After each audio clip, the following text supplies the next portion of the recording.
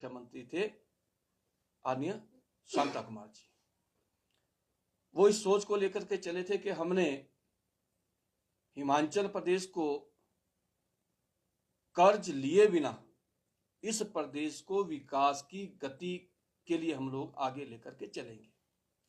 लेकिन जहां तक प्रदेश की बात है, प्रदेश में ऋण लेने की बात है, तो मैं आप सबकी जानकारी के लिए कहना चाहता हूं, हिमाचल प्रदेश में अगर ऋण लेने की शुरुआत अगर किसी सरकार ने की है तो कांग्रेस पार्टी की सरकार ने। जब राजा वीरभद्र सिंह जी प्रदेश के मुख्यमंत्री थे तो पहली बार ऋण उस वक्त लिया गया। और जहां तक बात आती है इस प्रदेश को कर्जे में डिबोने की, तो आप पुराने सारे आंकड़ों को निकाल करके देख सकते हो कि किसकी सरकार ने कितना ऋण लिया, कितना लोन लिया, लोन के साथ कितना पैसा उस लोन के साथ साथ वापिस भी किया है। इन सारी चीजों को आप विस्तृत देख सकते हो, ये भी मैं आप सबसे कहना चाहता हूं। मेरी जानकारी के अनुसार प्रोफेसर प्रेम कुमार धूमल जी की 2007 से 12 तक की सरकार बनी, आप सबके ध्यान में है, और सरकार ने केवल 7,466 करोड़ रुपया लोन इस प्रदेश के विकास को करने के लिए लिया है।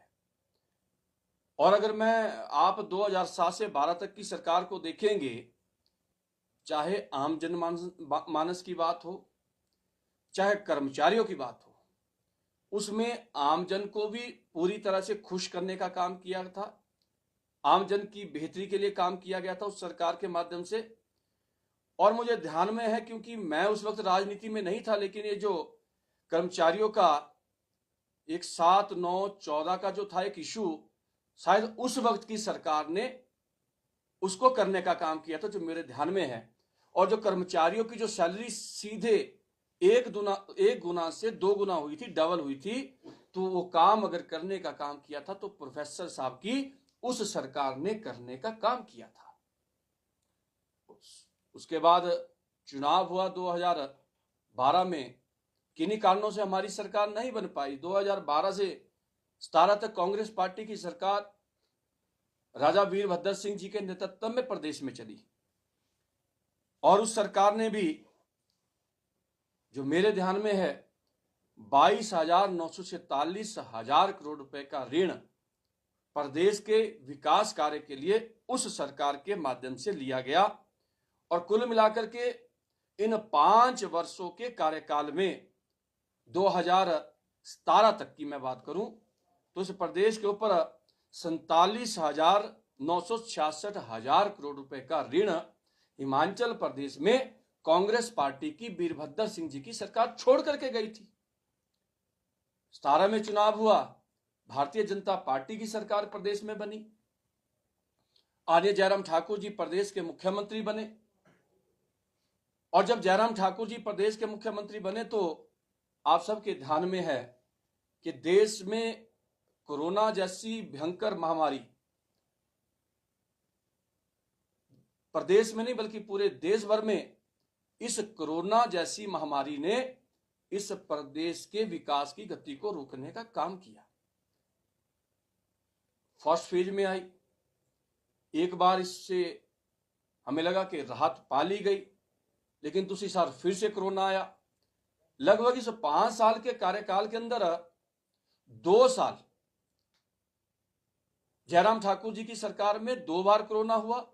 2 साल हमारे इस कोरोना ने खराब किए।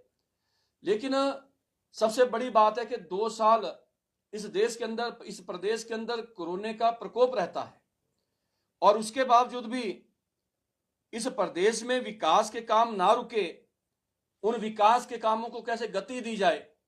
मैं समझता हूं कि उस कोरोना के दौर के अंदर इस विकास के कामों की गति ना रुके, वो गति निरंतर चलती रहे, तो सबसे बेहतरीन प्रबंधन व्यवस्था और अपने लोगों को लेकर के, अपने लोगों का फ्री ट्रीटमेंट किस तरीके से हो, इलाज किस तरीके से हो, वो अगर काम करने का काम किया है तो सिर्फ और सिर्फ जयराम ठाकुर जी की सरकार ने किया है। और उन 5 वर्षों में लगभग 19,000 करोड़ रुपए का ऋण आदरणीय जयराम ठाकुर जी की सरकार ने लिया है, ये भी मैं आपको कहना चाहता हूं। और मैं कई बार देखता हूं, कई बार सोचता हूं इन बातों को लेकर के। अब स्वाभाविक है, सरकार किसी की भी है, हमारी है, इनकी है।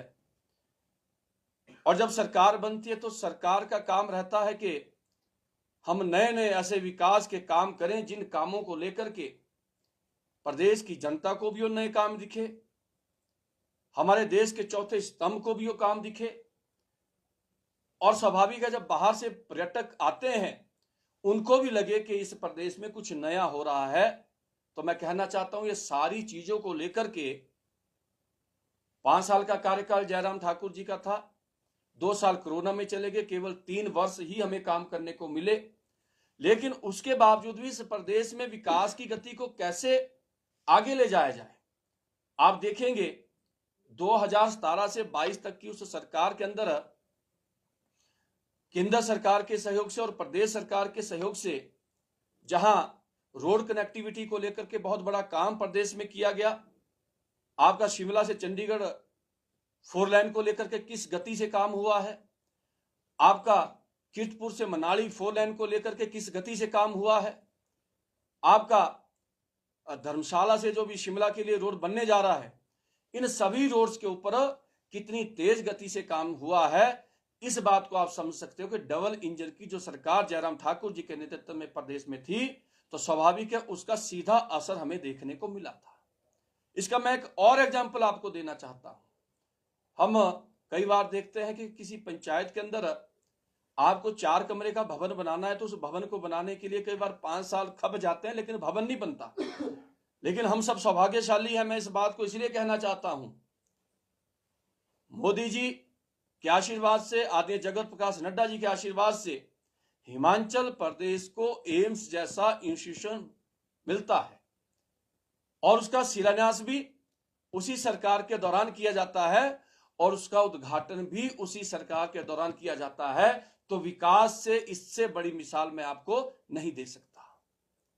आप देखेंगे कि हमारी सरकार ने टूरिज्म की दृष्टि से भी नई नई डेफिनेशन को सिलेक्ट करने का काम किया। उन्होंने कहा कि नए भी ऐसे स्थान टूरिज्म की दृष्टि से डेवलप हो ताकि नई साइट्स के ऊपर भी लोग जाकर के उन जो छिपी हुई जो जगहें हैं जो बहुत सुंदर है लेकिन लोग टूरिस्ट वहां तक नहीं पहुंच पाए, उन जगहों को भी डेवलप करने का काम हमारी पिछली जयराम ठाकुर जी की सरकार ने किया।